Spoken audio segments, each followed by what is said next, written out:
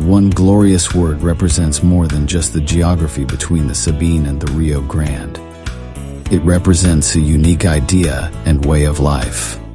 A life of rugged individualism, proud self-reliance, gritty toughness, and fierce independence. That is what made Texas, and that is what will save her again. Howdy, folks. Sam Houston here. I want to thank you for tuning into the Feed Bandit podcast. Feed Bandit is the Texas first outdoors brand built by rabid Texans, for rabid Texans, and all those who aim to be one someday. We unapologetically promote the ideals that shape our Texas pride and Texas first patriotism through our love of hunting, the outdoors, and the gear and apparel we create. Texas, above all else, preserve the tradition, protect the legacy. Check us out at feedbandit.com. And to repeat that great rallying cry from a former colleague of mine, liberty or death. Now, enough of my talking. Here are a couple of bandits that love Texas as much as I do. Enjoy.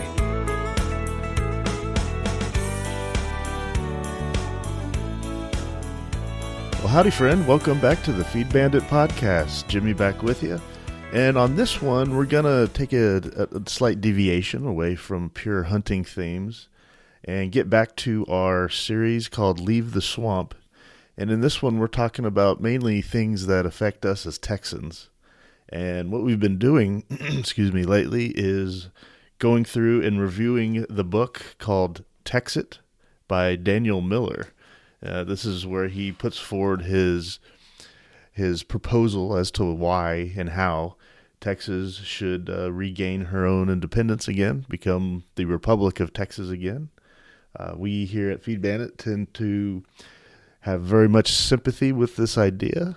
I personally, Jimmy, have a deep belief in this is the way that Texas needs to go in order to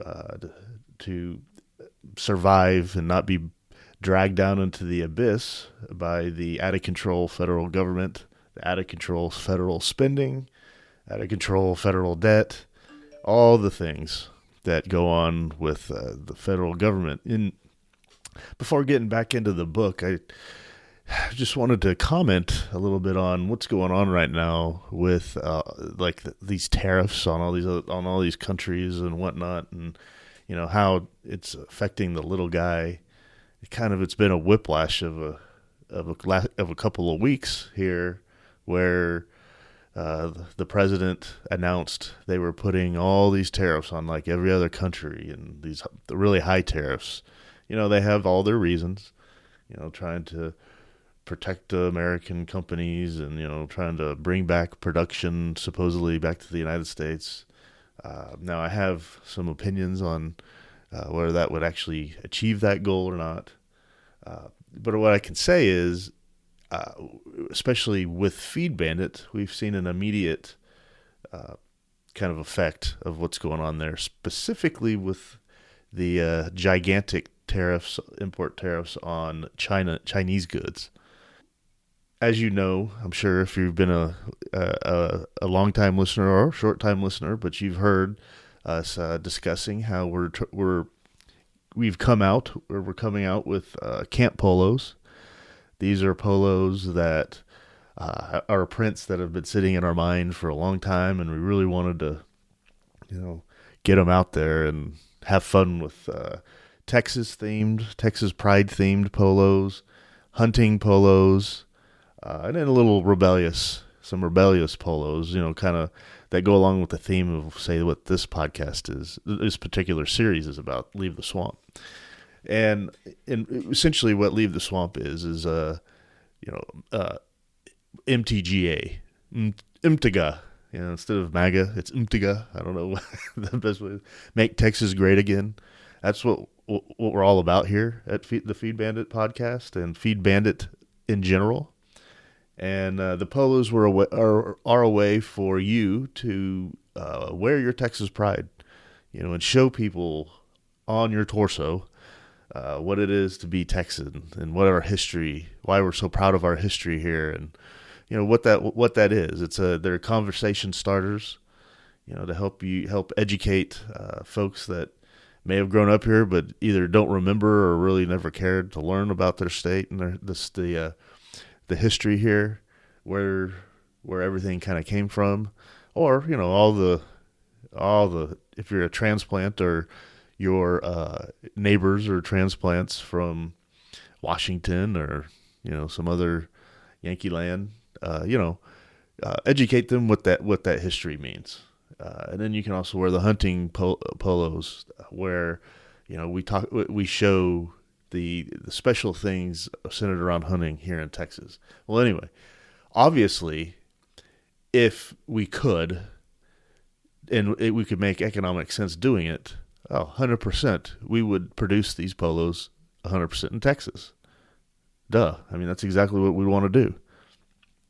But unfortunately, it is extremely cost prohibitive to do that, to produce polos with any kind of return in the United States. It's very tough. I mean, there's places that'll do it are few and far between, and you have to go overseas. The big places for stuff like this are China and Vietnam right now. And the initial polos we're looking to produce were going to be done in China, because it's just the costs doing it there is what would make it make sense. Okay, because we don't want to gouge anybody price wise, so we want to have a good cost so that it makes sense for us to do it, right? And that's just what it is. China can do that. They can do costs like that. And why is that? Why is none of that production being done here anymore? It used to be done here. You go back 50, 100 years ago, the United States created everything. Everything we needed was done here.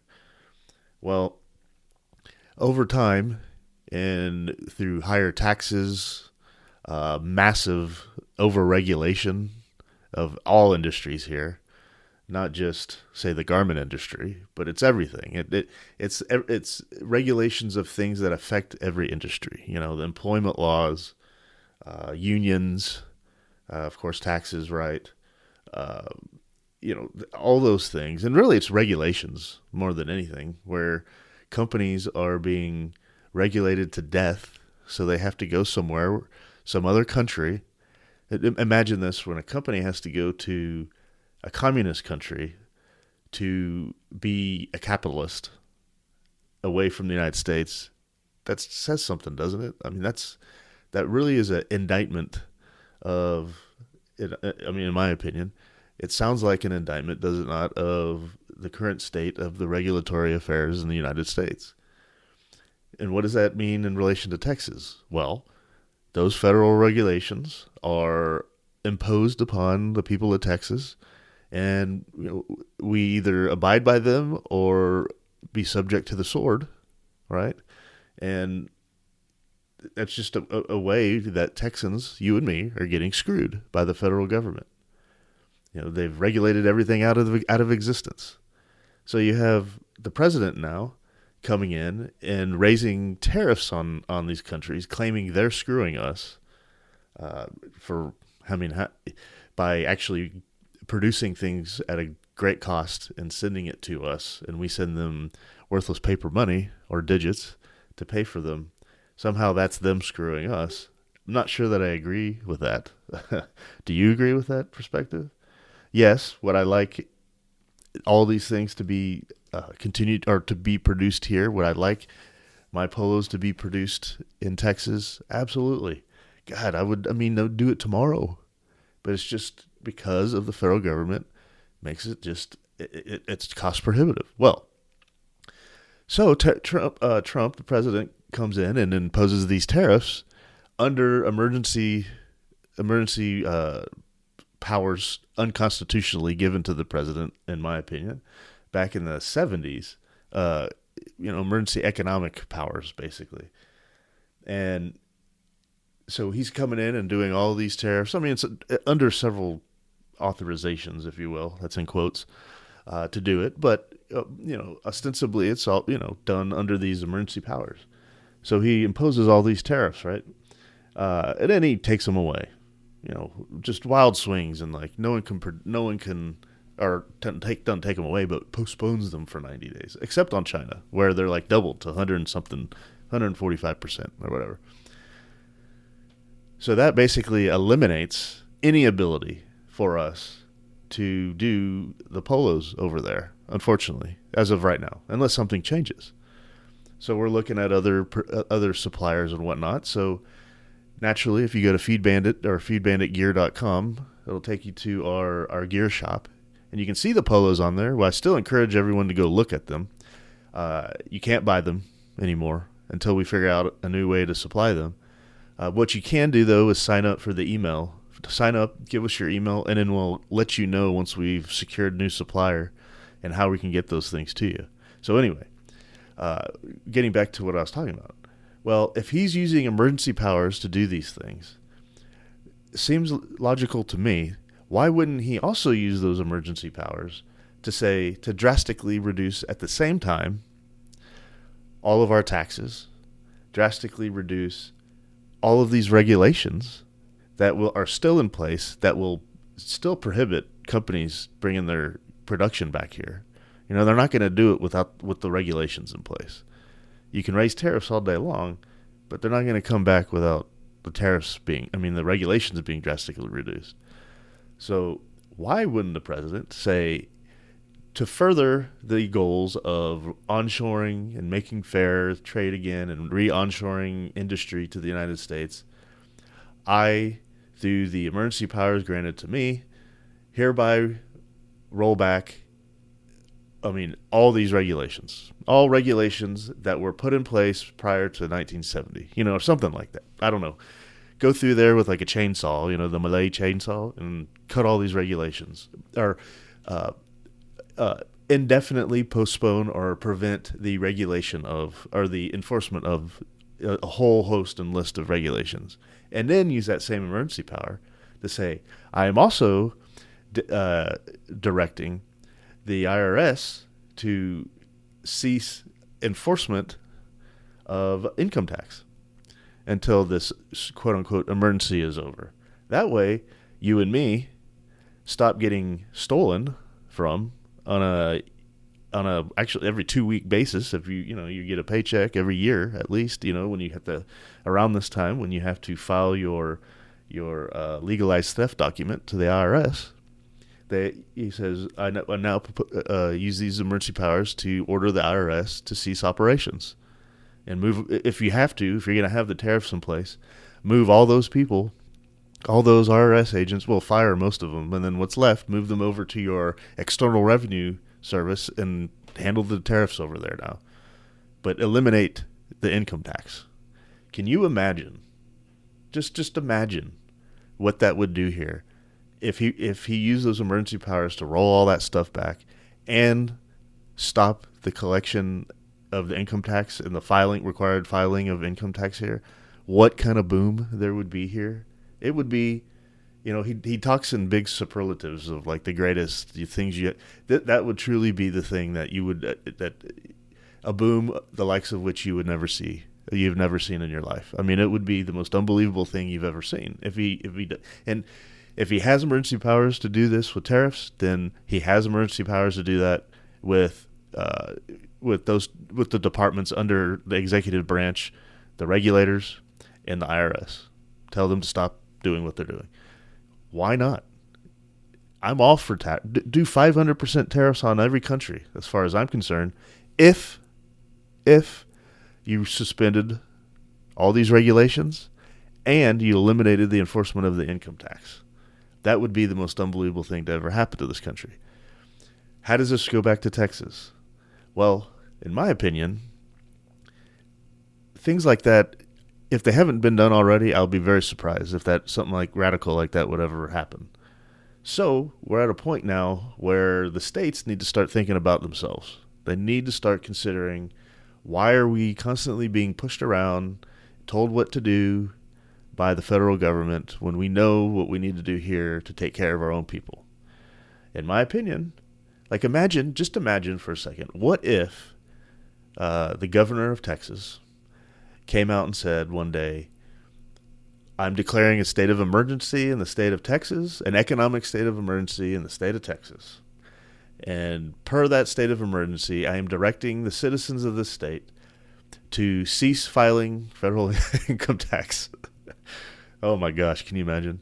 To do that, and the only regulations that will allow to be enforced within the state are those that are in place per the state of Texas, laws of the state of Texas. All federal regulations are hereby null and void, or are hereby suspended until further notice of the governor. Something like that. And any attempt to enforce regulation beyond the state laws will be met with swift, prejudice. I'm directing all sheriffs, if you can even do this, I'm directing all sheriffs to prevent the federal enforcement of regulations within the borders of the state of Texas. Something like that. Someone has to stand up to the federal government and say enough is enough. What would be really interesting is if the governor actually did that and basically took to the logical conclusion things that Trump's wanting to do anyway, supposedly, per his rhetoric, and then called out the federal government and called out the president and say, what are you going to do about it? But, it's like either Trump would prop up Texas as an example to the rest of the nation of what states should do, or he'd be a hypocrite and essentially show the imperial presidency, show how much the president has become a king, and really crack down on Texas. It would be something of it would be the biggest. That right there would be the biggest historical event to have occurred since probably the victory over the British and the revolution of the 13 colonies. No question about it. And that's just doing something like that. That's not even like going through the whole process of, secession. That's just the state taking back its constitutional powers. Because if you really look at it, the federal constitution, the federal government is not authorized to do 99% of the things that it's doing right now. The states have all the power. The states created the federal government. The states delegated certain powers to the federal government, which means the states can take them back whenever they want. The states are the most powerful political entity in these United States. All we need is a strong governor in the state to do something like that. Not one that's like a wet noodle that basically does whatever the president wants him to do. It's someone that's strong and really stands up for the people of Texas. And if you're not doing that, if you're a representative, you're a senator of Texas, a state rep, or a state senator, if you're not talking about these things as a possible solution to the oppression of Texans and the harm Texans are facing due to federal government overreach, then you shouldn't be in office. You should not be in office. I like how Texas took a big step several years ago by creating the gold reserve, the state bullion reserve. What the governor should do now, and it's per the U.S. Constitution, is come out and say Texas is number one, even before any of that other stuff I said. You say, first off, Texas is creating a new currency, the Lone Star, call it whatever, that is 100% backed by bullion in the state depository. And citizens will be able to transact with each other on that. They'll be able to exchange their dollars for that. And then they'll be able to transact with each other through like a digital card or something like that. And it can be fractions of gold and silver.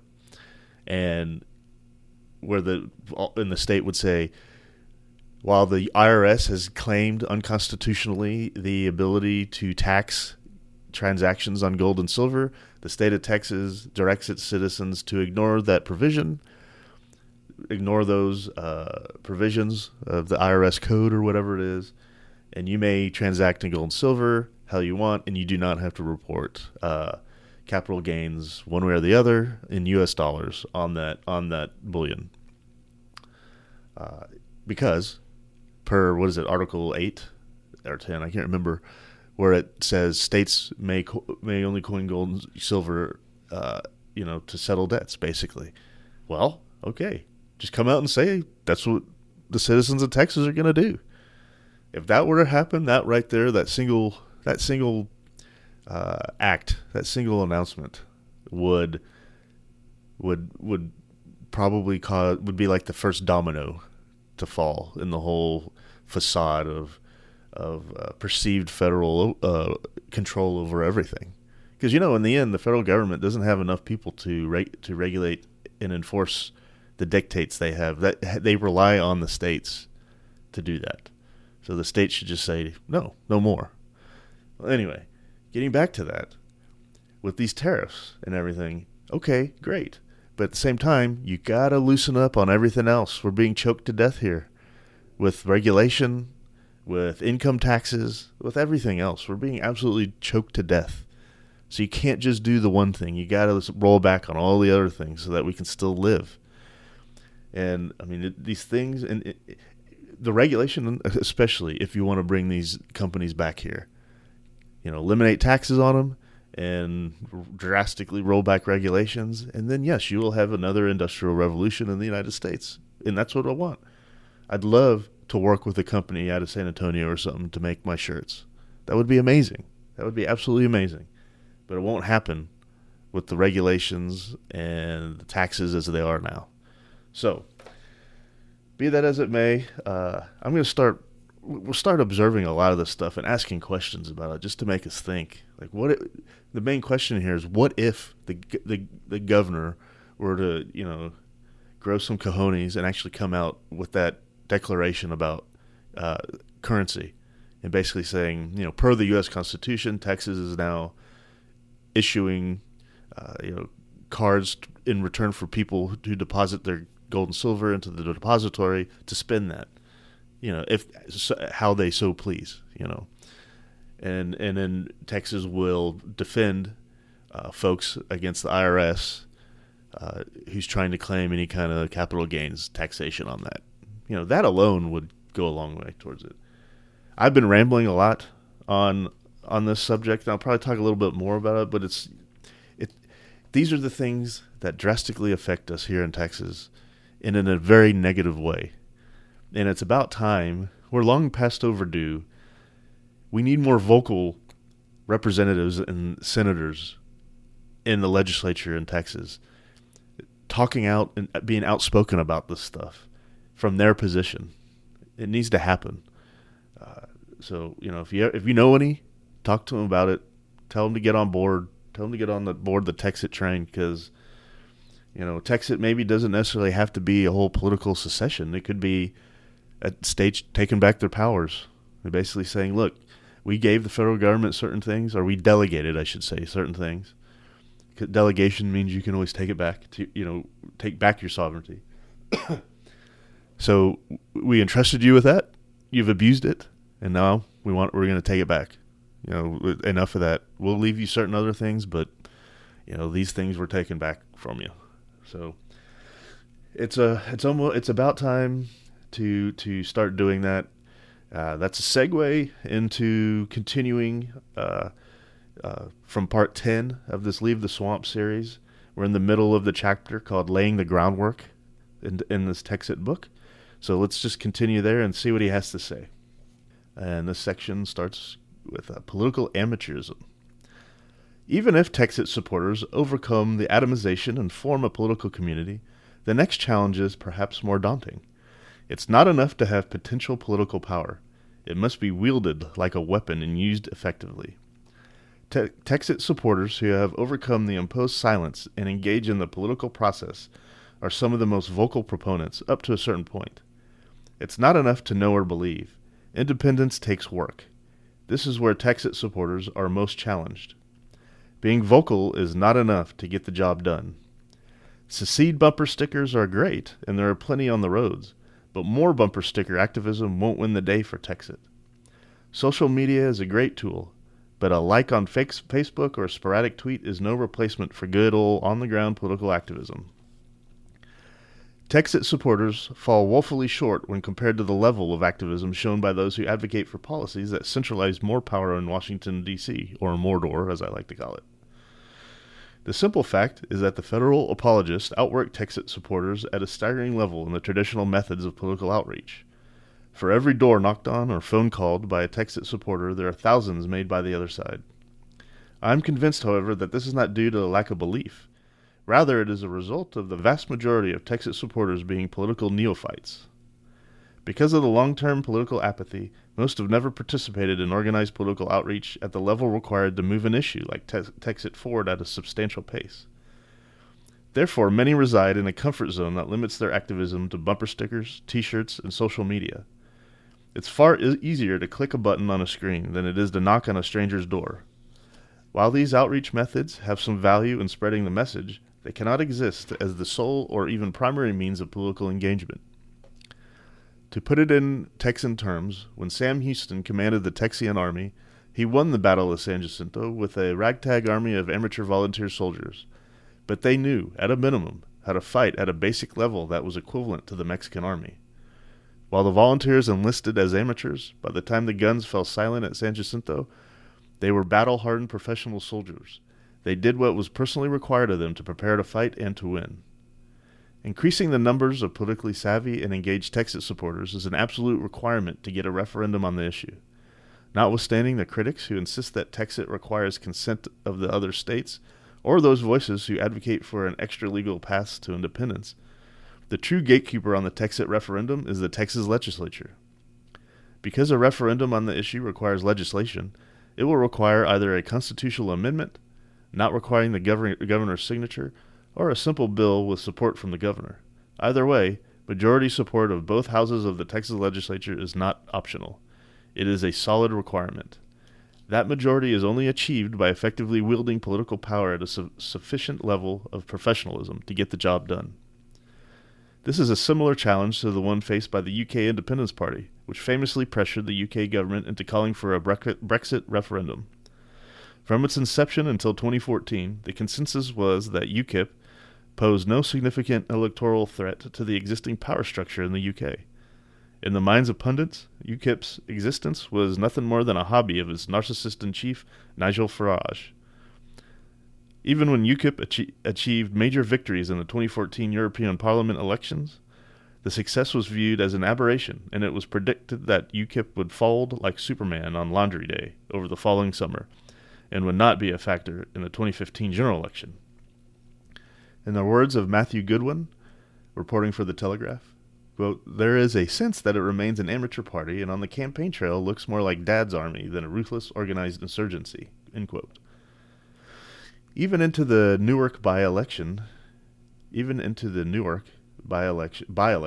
June of 2014, it seemed that the pundits were being proved right. In sharp contrast to other major UK political parties, the Newark campaign, UKIP did not possess sufficient manpower, either through paid staff or volunteers, and therefore was not nearly active enough to get its message across or mobilize its supporters at a time when it was most critical. The result, according to Goodwin, was that, quote, "voters experienced less contact with UKIP than with the main parties," end quote. In short, potential voters saw much less of UKIP, receiving fewer leaflets, seeing even fewer billboards, and missing much-needed interaction with UKIP activists and volunteers. This lack of staff and volunteers meant that systems that are common to nearly all successful campaigns were virtually absent in the UKIP campaigns. UKIP did not have or could not fully implement a basic system for identifying voters. Goodwin noted that, quote, "as the main parties employed sophisticated computer software, UKIPers merely scrawled their notes on pages of A4 and often collected the wrong information." In addition, there were other serious amateur mistakes. The campaign vigorously implemented an every-door policy for the explicit purpose of finding voters who had fallen off the rolls. Instead, the effect was to mobilize their opposition. Additionally, activists and volunteers who were readily identified as belonging to the party would often go on embarrassing social media tirades with little or no discipline meted out for damage caused to the party and its message. The effect was to be expected. In Newark and other locations, UKIP was obliterated at the polls. in this instance, political amateurism had a real definable cost. The leadership of UKIP did the best they could with what they had, but leadership in political parties and movements can only create and implement systems. It takes the supporters upping their game to make it work. UKIP was able to recognize this fact and make significant changes, which led to UKIP becoming the third largest party in the UK in the 2015 general election. They honed their larger message and implemented a new professional voter identification system that enabled them to connect with local voters in a way they hadn't been able to before. They developed a better system for recruiting and training volunteers and demanded that they be professional in their dealings with one another and the public, exchanging street clothes and casual attire for business and professional attire. They even implemented new rules for how members represent the party online and in social media, instituting formal disciplinary action procedures for those who cross the line. Hold on. Goodwin reflected on the change. Quote, "While it's tempting to dismiss UKIP as a band of amateur populists, the reality is that it's no longer an amateur operation. Like it or not, all electorates, including potential supporters of Texit, have expectations of how political movements should look, act, and speak. While it is fun to romanticize about a day and age where it is only the core message that matters, the fact is that this is not the day and age. For Texit to have that breakthrough moment, its supporters are going to have to come to the realization that the expectation of professionalism from their fellow Texans regarding political activism must be, at a minimum, met and very likely exceeded." So that was, if you heard that kind of in the background, that was my daughter. And that's why we're doing this podcast. It's for her and our kids and all the kids out there. But that's interesting. So, and it makes a good point. You know, when we're out there talking and we start talking about this issue, you know, we need to really kind of understand what we're talking about. You know, I would hope that the polos that we're trying to create, you know, they're polos for a purpose. They're polos for a reason. You know, they're not just T-shirts. They're polos, and they're nice polos because they do kind of elevate your game immediately when someone sees it. They see that you're wearing a collared shirt, but that collared shirt also has a meaning and has a purpose right behind it. So that whole thing that I'm talking about is just at the very least, you know, changing your regular attire to business and professional attire. You know, that's one small step towards getting there, right? And then you got to hone your message around it. So keep that in mind, you know. And we're like I said, I'm doing my dangdest to find a new supplier for our polos. So hold on, stick with me on that. Stick with us there because we're gonna get them to you. Don't worry, I assure you. What do you think of the polos we're making, Poppy? Speak up. What do you think? Do you like them? Like what? The polos. What are polos? The shirts that we're making. The Feed Bandit shirts. Yeah, I love them. Aren't they great? Mm-hmm. Yeah. See, there you go. There's an enthusiastic endorsement. Say, tell everyone to get on our list so they can buy one. Tell them. Wait, what do we say? Say, get on the Feed Bandit list. Get on the Feed Bandit list. That way you can buy some. All right. Thank you. And eat some steak. Oh yeah, and eat some steak, of course. All right. Well, that's gonna do it for this episode. Just a little bit on going through this book. We still have a lot to go on this chapter of laying the groundwork. The next one we will finish this chapter. So stay tuned for that, and then we'll have some more outdoors talk this week. My son and I are gonna go try to get a turkey. Let's see. This will probably come out Monday, I imagine. Oh, hold on. Let me just finish it. This will come out on Monday, I imagine, and then let's see. I'll report back on what we did while we're out there. Probably the week that's after. Week after, what is it? Easter. That's right. Yeah, Easter. the week after Easter. So hopefully we'll have some success to report. But we'll see. Either way, it'll be fun. Okay, do you want to tell the folks bye? Bye. And tell them to say support your local feed store. Say support your local feed store. Support your local feed store. All right. You can say it in here. Right into there. Say it again. Support Your local feed store. your local feed store. All right. Thank you all for listening to this one. I really appreciate it. And we'll catch you on the next one. Y'all take care. Well, I hope the Bandits gave you an interesting episode that either entertained or educated you. Or better yet, both. Hell, I told them this podcasting thing looks harder to do than defeating Santa Anna. So if you would, please help them out by sharing it with all your like-minded friends to help the Bandits get the word out. And don't forget to check us out at feedbandit.com and grab some gear and apparel to support the cause of Texas. Remember, Texas, above all else, preserve the tradition, protect the legacy. Finally, as I said some time ago on the eve of the great battle, and I vigorously repeat here again, be men, be free men, that your children may bless their father's name. Well, fellow bandit, until next time.